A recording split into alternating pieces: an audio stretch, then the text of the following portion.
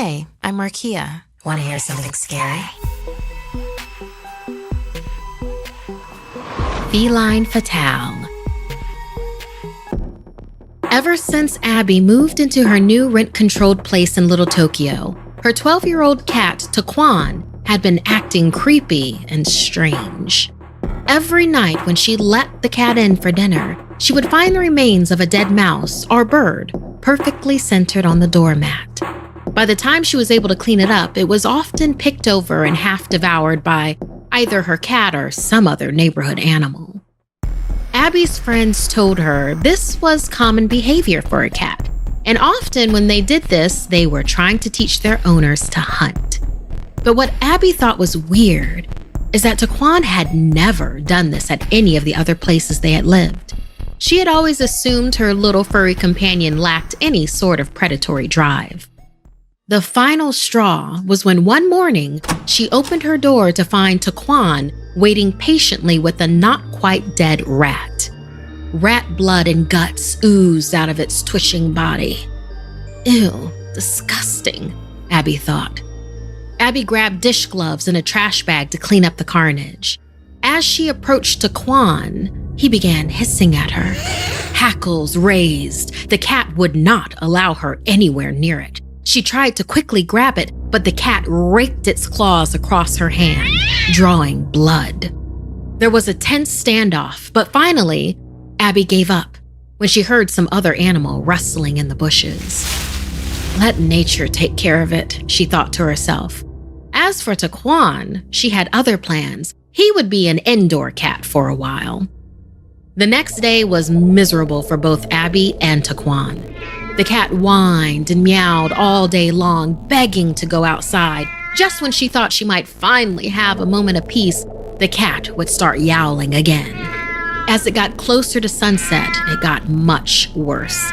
Taquan began scratching the door out of desperation. Abby couldn't take it any longer. She locked the cat in the bathroom until it was dark, and then the cat quieted down.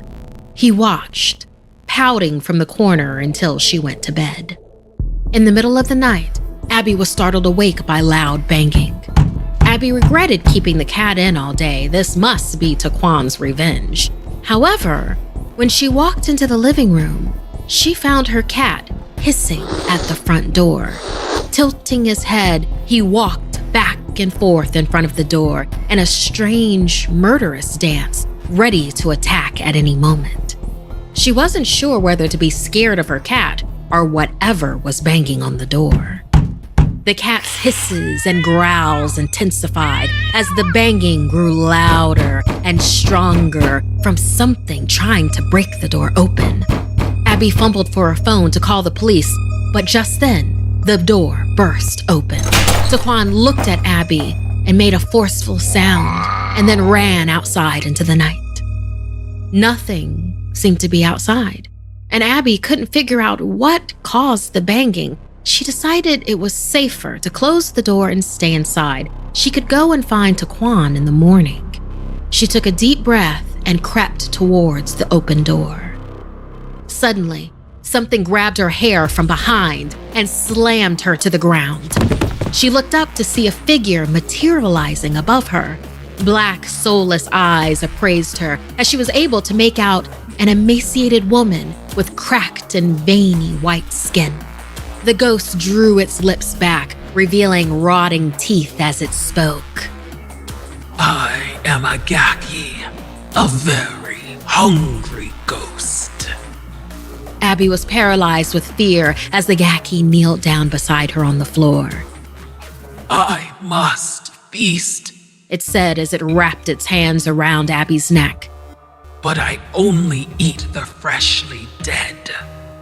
The Gaki's cold, decaying hands tightened around Abby's neck. Her vision blurred as she desperately gasped for air. Dark spots began to cover her vision, growing larger and larger until everything went black. The ghost licked its lips as Abby approached the threshold of death. It reared its head back, savoring the moment of the first bite. But suddenly, a shriek interrupted the Gaki. Abby and the ghost both looked to the doorway to find a defiant Taquan standing before the biggest, fattest rat either had ever seen, perfectly centered on the doormat.